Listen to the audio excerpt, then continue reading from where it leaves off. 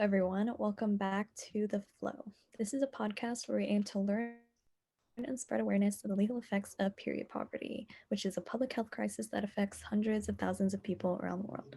Follow along on our journey as we go with the flow. All right, so starting off, can you introduce yourself and tell us a little bit about what you do?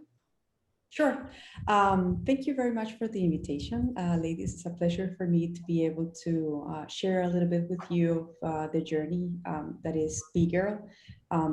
The company that I am the CEO and founder, Be Girl, it's a social enterprise. And basically, what we do is we use design to create products, services, and communication campaigns that basically look forward to reframe menstruation as something for you to understand, to own and love. I am an industrial designer by training. I have more than 15 years of experience designing products, and it has been a really interesting journey to go from designing laptops to designing panties and sustainable period products as we do right now. But I'm really happy to be able to share this journey with you all and see what's the angle that, for example, somebody like me, who's an industrial designer who designs products, has been taken to make a difference in this space of period equality. So just a heads up, I'm Colombian, so that's why you will get the accent. So sometimes if I trip a little bit on the words, is that regardless if I was living in the US for a really long time, still there are like some words that are so hard to really grasp, but my apologize for that ahead of time. I'm Colombian. Oh, wow. Look at you, Samantha. Yeah, I'm half Colombian, half Mexican. Well, So, you have the best of both worlds, I guess. where in Colombia are you from? Well, I am from a very small town, Samantha. We actually, I think we just made it to Google Earth, like, I don't know, maybe 5 years ago. So it's a really tiny town called Santuario Risaralda. It's in the coffee axis near Pereira. So it's kind of like in that area. It's a town that is the last town before you get into a national park called Tatama. It's beautiful, beautiful place, full of coffee farms and beautiful, colorful houses. So, girls, put it on your bucket list. Colombian coffee is so good. Is My mom's family is from Bogota. Yeah, Yeah, it's so the capital. mhm. Yeah. Oh my God, that's so And it's cool. cold. I hardly ever meet anyone Colombian, so that's really cool.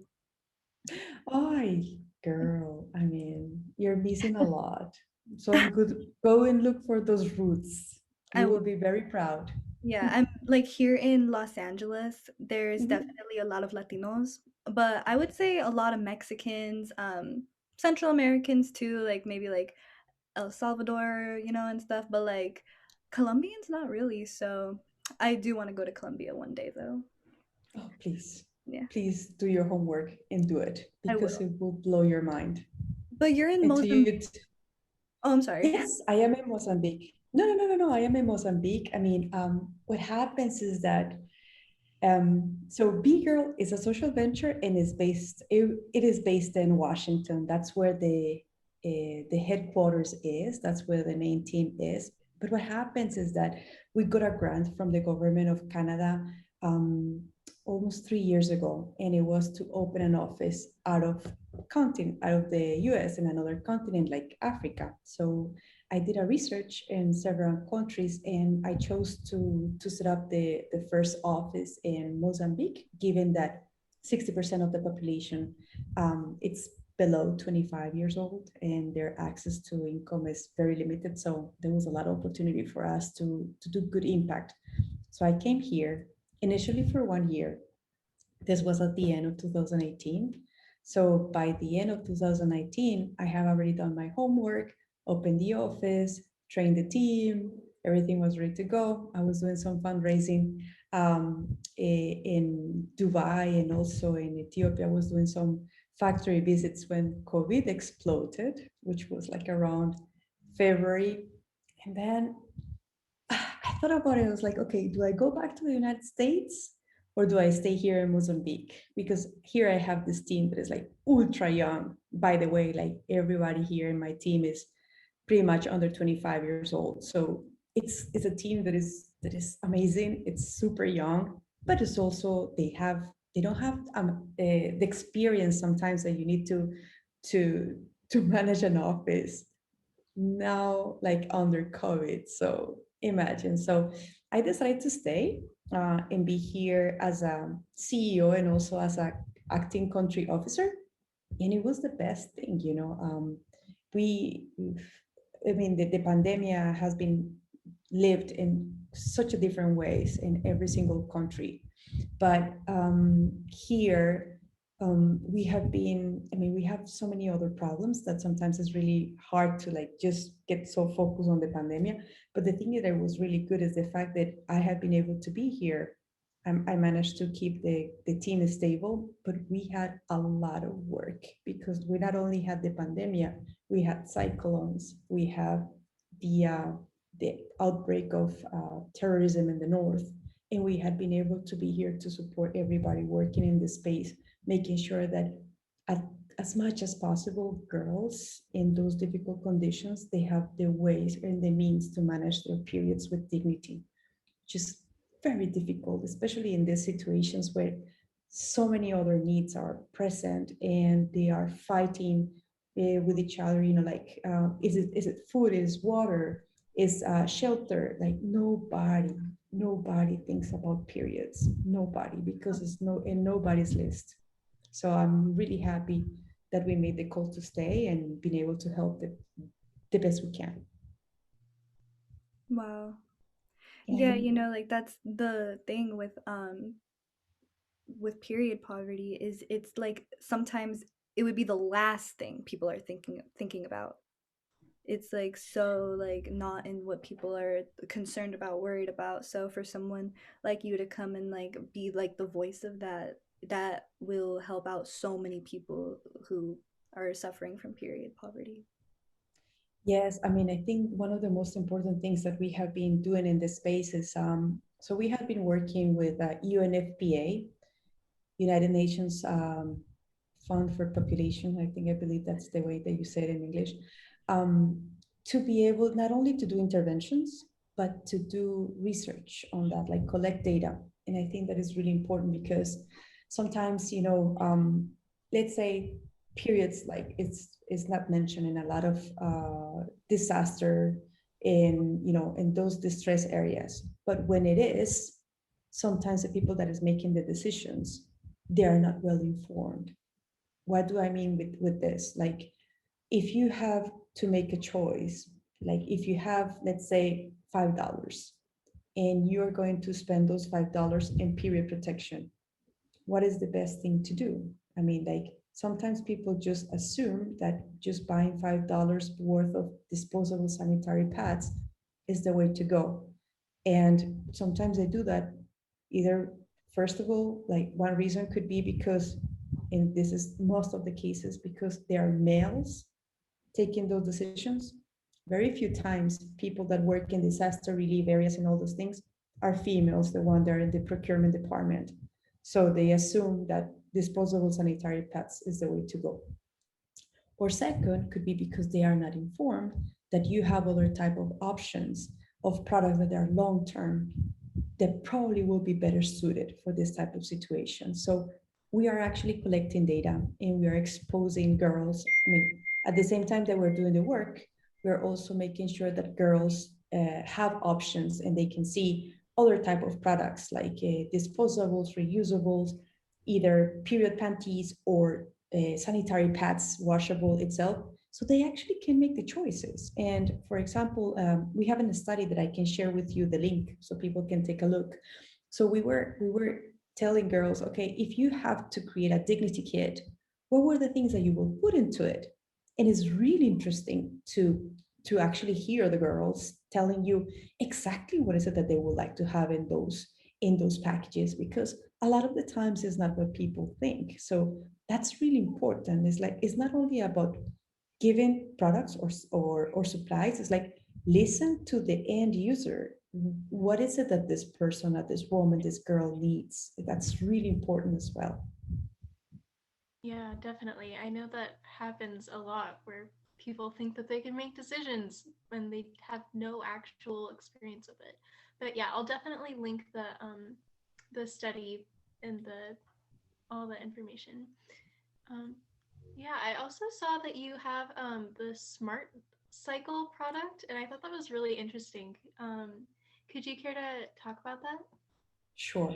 So before talking about the Smart Cycle, let me tell you how I end up designing that tool, because I think it's really important, not only the tool itself, but the journey as a designer to get there. So the very first product that I designed was the sanitary pad. And that was when I was working in Uganda in projects of solar panels and like coffee processing machines and all that stuff, that I managed to get very close to a cooperative of women, and that they were doing arts and crafts. And working with the women, I also got really close to a really young group of girls who were working in farms, and they actually wanted to be part of the cooperative. So that was my first kind of like encounter with the situation of understanding that periods were actually the main reason why those girls were working in the farm instead of being in school. So the very first product I made was a sanitary pad that it was washable. So sanitary pads are very simple. You have like a sandwich of materials, that you have a leak-proof material, a permeable top, and you have an absorbent material in between. So I analyzed the product itself, the disposable one, and that's how I create the first sanitary pad that I designed. Of course, it wasn't as good looking as this one, because this is a final product already. I actually used an umbrella and a mosquito net, which is less flattering, but it still did the job. So I used the umbrella for the leak-proof part, and I used the mesh for the top. So literally, if you see this, this is just a universal holder for absorbent materials. So girls can use toilet paper, cloth, they can use gauze, cotton from the garden, anything that literally you have access to, you can put it here. So in our product, we use the product itself. It comes with a towel. So let me just show you how it goes. So the product comes in this little bag, and you have a towel that you just fold, but nevertheless, you can use anything. And I'm going to talk to you why this design compared to any other design, it's different. So here you're going to be able to put the absorbent, right? And as I said before, you can use absolutely any type of material that you have handy. So you put the absorbent here, right? And then as regular as any other sanitary pad, you just use the little buttons to put it on the panty, right? Like you will do with your sanitary pads with wings. This one has a button. And this is important. Why is it important? Because a lot of the sanitary pads that they are out there, that they are washable, it's just a combination of layers that is stitched together. This is the only design that actually allows you to take absolutely any type of absorbent material and transform it into a sanitary pad. By having both materials, both parts decoupled, this is easier to wash and dry, which is critical in places where you have such a little access to water in private spaces. So when you have the absorbent material to be, to be able to open it so you can wash it easily and dry easy. Same thing with this, with the leak-proof material. This one, since it's a leak-proof material, it doesn't absorb any blood. So it's really easy to wash and dry, so you can have it ready and have less pieces to be able to take care of your period. So that's really important. But what happens? These pads, when we were distributing these pads, there were so many places where the access to pads was not only the problem, but also access to underwear. So we were distributing these pads in places where girls that didn't even have underwear. So what did I do? Okay, I took exactly the same concept of the pocket, and I transform it into a panty. So it's a panty exactly as you see it right now, and it has the pocket inside. You see, you have the leak-proof material here, the mesh, and then this part underneath, this is the one that you can transform into a pad. same features. You can use toilet, you can use cloth, you can use absolutely anything to transform it into a sanitary pad. This is made with everything we do. It has a purpose. And I think that is really important to explain.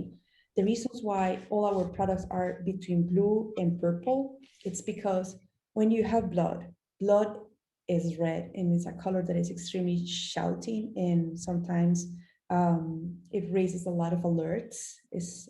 So when you have a product that is blue or purple, and if you have a drop of blood on it, it just becomes dark purple or purple. So every single thing we have done has a very particular purpose on it. Like we try to use colors that somehow tame down the how, you know, sometimes um, shouting or like how scandalous the blood can be.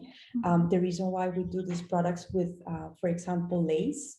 Lace is not only very comfortable, but a panty with this cut allows the panty to grow to a extent, to a big, like to be able to accommodate a girl. Like one of these panties, usually it lasts for 2 years. So the idea is that it grows with the girl. So that's why we use these materials.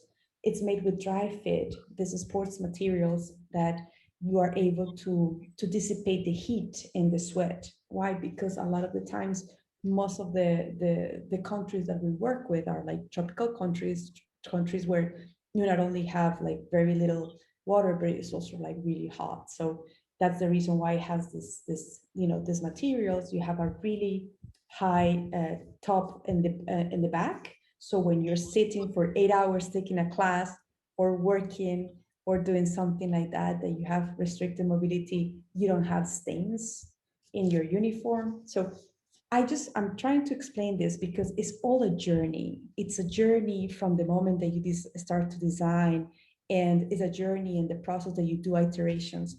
And then to get to your question of the smart cycle, which is this little clock that I designed to basically teach young people in very simple terms how to track their period, was born out of that necessity of, we were doing all these workshops across the globe trying to teach girls how to, you know, use the panties and a little bit of hygiene, and, you know, the taking care of your body, but like more in the hygiene way. And sometimes I used to do kind of like a drawing on the board, just teaching them a little basics of, you know, where the ovaries are, and like where the blood comes from. And it was one workshop that I was given in the Amazons. And I remember like it was this girl that she was literally asking if she took a bath in the river, if she could get pregnant from a dolphin. And that is when you think about it, I was like, Jesus Christ. I mean, the issue of lack of access to information is as bad as the lack of access to period products. So that's why I designed this clock that basically you have numbers in the front. So you can see here maybe the number 1. So you have numbers in the front and you have icons in the back. So we managed to break the cycle in 3 phases: bleeding, ovulation, and preparation. So the first day of your period, you put your clock in day number 1. And as they go, you just move your clock 2, 3, 4. So here you know the day you are and then what is corresponding in your cycle. So it doesn't mean that you start the day number 1 at the beginning of the month. No, it's basically you start your day the first day that you get your cycle, your period. So this little clock was not made for birth control, but it's to be able to teach people that for people to understand, young people and adults. And you know what, at this point, to teach boys and teach parents and teach everybody, because sometimes a lot of people, even if they are grown-ups, they have no clue how their body works. So this clock was made for that, to be able to pack something that is very complex in an easy way to digest. So this has been a really good and useful tool for us to pack complex information in a 40-minute workshop that we can teach girls how to read their bodies, And even if they are irregular or they have like longer cycles, with this they will be able to get at least the basics to understand their cycle. But it has been also a really good tool to teach boys, and this has been revolutionary because imagine talking with a boy about menstruation with a sanitary pad in your hand. I mean, they probably will not be the most amused with the idea.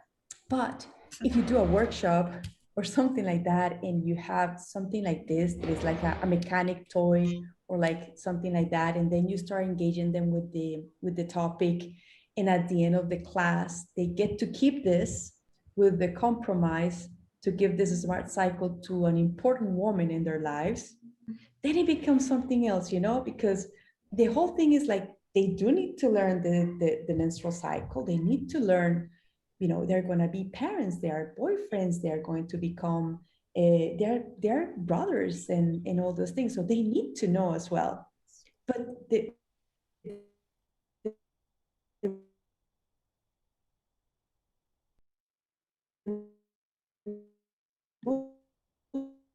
life. And this becomes, we call this building cycles of empathy. We call these workshops this way. And I think as important it is to educate girls in the menstrual cycle and in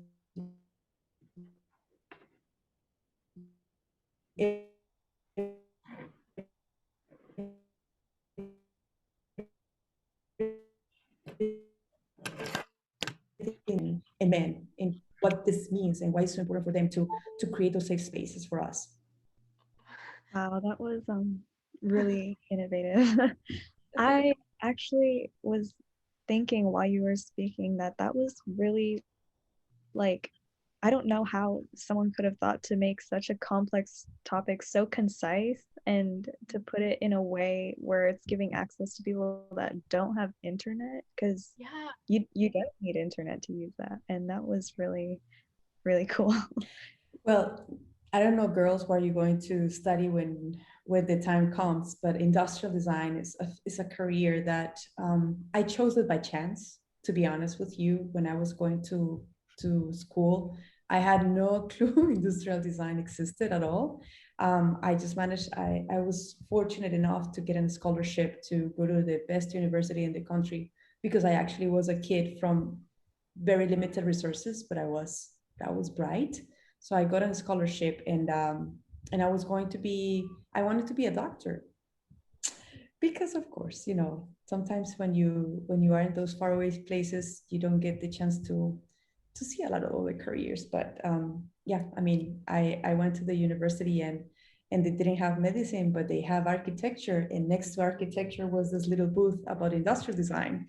And they told me that industrial designers, we were like inventors. And I happened to know Leonardo da Vinci, and I say, you know what? I feel myself more like an inventor than an architect. So I signed up for that, and it's an amazing career. It's like it's just such a good set of tools for you as a professional and also on a personal level. So it's, I mean, it's not for everybody because it's very difficult, but anyways, I mean, it's a really cool career. I Yeah, mean, that sounds really cool. Well, at least when you have problems, you actually have ways to solve it. Mhm. Talia, go ahead. oh, I was just gonna say, I really like how your products look very engaging and very like, because I think a lot of period products are just like products that people make to solve a problem tend to be very cold and like, um, just not very accessible for people. So I don't know, I really noticed that too. Yeah, like I love the underwear because it's like cute. It has like lace on it. And it's I know that there was like strategy with like the colors and everything, but still, I mean, period underwear, it's like kind of I feel like it's kind of diaperish, you know? But the one that you created, I mean, that's something that a girl would, oh, like I don't mind wearing this. Like this actually like doesn't make me feel uh weird or icky or anything. It's like it's helping them with their problem, and it's also um not making them feel so, I mean, they can feel good about wearing Yes. it. Yeah, Totally. The reason why I personally, or we personally as a company, have put so much effort on making beautiful products is because I or we believe to the core that everybody deserves beautiful stuff. So the same products and the same quality that you have in the US, because we also sell our products in the US. We have pants, we have panties, we have cups. We sell exactly the same products in everywhere around the globe. And we have a business that is basically has two areas. We have the area that is design, basically is the social impact area, and then we have the other area which is commercial. What is the difference? In one part of the business, the end user does not pay for the product, and in the commercial, the end user pays for the product. But at the end, it's the same product for everybody.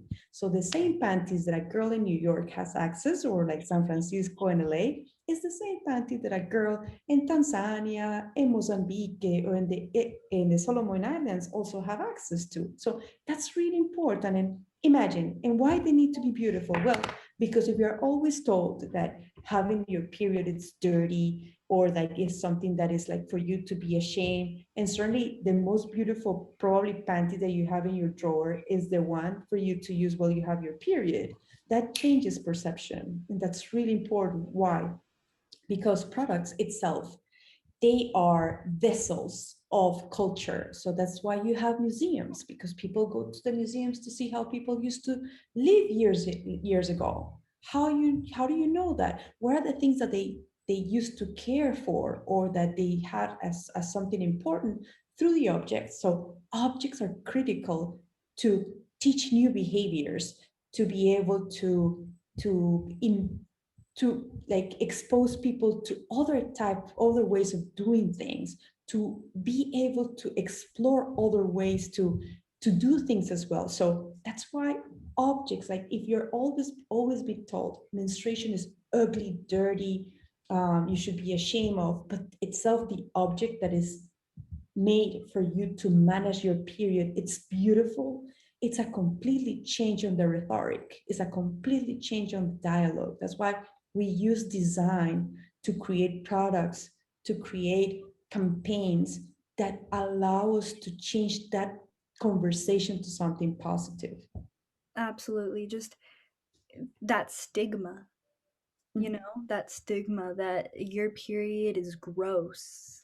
Yes. No, it's not. It's natural. And if, the period products that they sell, I mean, like the ones like the underwear and stuff that just kind of is like it's like a diaper or something, even just like regular pads can feel like a diaper or something. So if you give a girl like the underwear that you designed, I mean, like, hey, you know what, there's nothing gross about your period, there's nothing dirty, there's nothing shameful about it. Don't feel bad about it, and don't feel like you have to wear like icky underwear or something too. Yeah, I feel like design is definitely something that's like slips a lot of people's mind when they go to solve a problem, but the fact that your products are so like beautiful and they are very useful, like you can reuse them, you can clean them yourself. It's Yeah, just yeah. Thank you. it Thank you, girls. definitely, like, I think that as a woman, you really put a lot of thought into it, very very detail oriented, very strategic. Like we've kind of talked about in some of our other interviews, where like, yeah, like men think like, oh, here's a box of tampons or something and that solves your problem. No, not everyone uses tampons. Not like, I mean, not everyone knows what to do. I mean, like, there's like girls, like young girls who get their period as young as like 9. Do you think they want to, like, you know, uh, I mean, let alone the stigma and everything around it, like the lack of education around it. I mean, you're gonna give them a tampon? Really? I don't think they want that. I think that um, that's why it's so important that like women design these things. Yes. And like that's really important when it comes to like assuming what people should be using. it's really, really, really, for example, when I designed this particular solution, I knew girls were using pieces of rag and pieces of old clothes and all that stuff to manage their periods. So I just didn't want to tell them, hey, listen, what you're using is wrong. No, I just created a product that it says, you know what, you're using rags and all those things. Cool. You can, with this product, you can use them better. So it's not about criticizing what somebody else is already doing, which a lot of effort to take care of their periods. This is just another add-on so they can do it better. And that is really important because sometimes we actually creating solutions, we do disrespect people by assuming what they need to be using or like what it should be good. Like good design is seamless.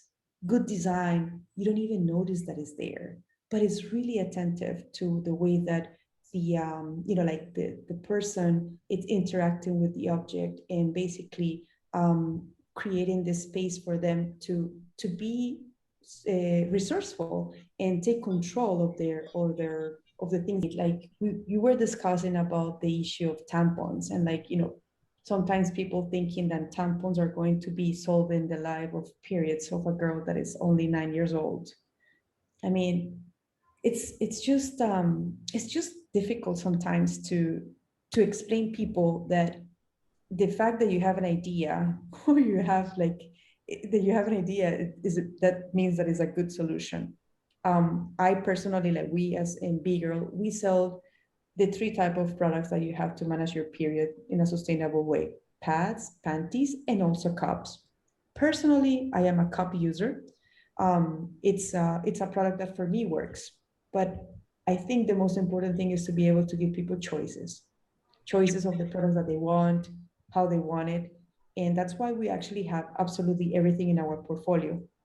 But I wouldn't recommend a cup for a young user because um, it's a learning curve. Every product has its learning curve, including tampons, and you need to make sure that you are really comfortable with your body, with the way that your body is and all that stuff in order to be able to introduce this type of products or solutions. So that's why sometimes when people in very limited locations with very limited resources, they're very eager to push cups. I feel very uncomfortable because I mean, doing these campaigns for giving girls in very limited resources with almost zero, like very limited access to water and soap and like, good hygiene conditions, giving them access to cups.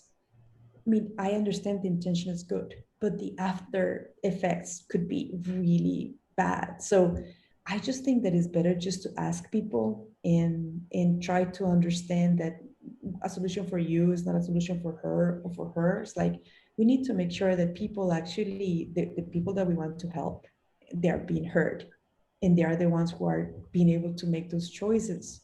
So talking about like parachuting ideas and solutions, like that's the wrong way to go because sometimes not only is an issue that is biology or physically, but also culturally wise. So we have to be really wise in understanding that period poverty or period inequality is not the same thing everywhere. Sometimes it's access to products, sometimes it's access to information. And we need to be very conscious and very aware that if you really want to help, the first thing you have to do is really to be able to listen. Yeah, Yeah, because there's almost like a sense of ignorance to just assume that every girl would use the same thing. and especially Exactly, great products aren't like a one size fit all thing. exactly, Like some people exactly. prefer. Yes, like everything else, uh, it's important that your feedback is taken into consideration, and this goes for a lot of people that work in the period space. I have been working in this space for since 2012. So before when we started, there was like pretty much nobody working, putting attention into this. But little by little, people started to get more educated, and this started to become a topic that it was more heard of, and it's great. But the thing that sometimes I get a little bit, I feel a little bit of unease is when people that is not on the ground, that is not on the field, it's really making these calls and saying like people need this, people do that, like, oh, we're going to do a campaign for XYZ. Like, take the time to understand what is needed on the ground, and also take the time not just to see what is needed out of your country, but like also take a really close look inside, because a lot of the times we think that period poverty or inequality is an issue only of emerging economies or developing countries. No, you have issues as big as the ones that we face here in Mozambique. Back home, with, for example, the native community, that's a very difficult topic. I mean, we have people in the United States in really difficult poverty conditions, that they are having exactly the same issues that you will see here in rural Mozambique. So it's not just about what is happening out there, it's also what is happening there. Yeah, Yeah, definitely. to act on an issue, you have to be educated on it first. Yeah, Yeah. definitely. Definitely. And Um, I'm sorry, Talia, were you gonna say oh something? no, sorry, you can go. Oh no, just like yeah, absolutely. I mean, you're actually the first person that we've interviewed that's not based in the US. Um uh totally, like there's people here in California. There's people in the like here in like the Los Angeles, like the San Fernando Valley, experiencing period poverty, like it's like over there's 2.3 billion people experiencing period poverty globally. So it's not correct to think like that it's only in like a like country that it's everywhere. It's literally everywhere. And it's definitely Yes. exciting to hear that you're not just stopping in Mozambique and you're like definitely branching out to other countries. I think that's really cool. Well, the way that we are built is, we're a social venture, and I think that is very different than it being an NGO. That probably that's other people that you have been talking in this space. As a social venture, what we want to do is to open markets for sustainable menstrual products. So it's really difficult to work in markets where people, it's not considered a viable market to begin with. So, but nevertheless, this type of people and populations that they are in the base of the pyramid, they have the same needs and also the same rights to access good quality products. So the reason why we, even though our company is based in the US, I am here opening markets is because here is where the need is greater. In the United States, the period products are growing exponentially, especially period panties and sustainable products. In the category of feminine care, it's sustainable reusables are growing by 25% compared to 5%, which is the rest of the products, disposables. That's important and that's amazing because, well, in the United States, we have a bunch of users. So the more that we convert to reusables, the more chances we have to create less pollution. But there are places around the world where people just don't have access to anything. So in those markets, that's where we really want to make the difference.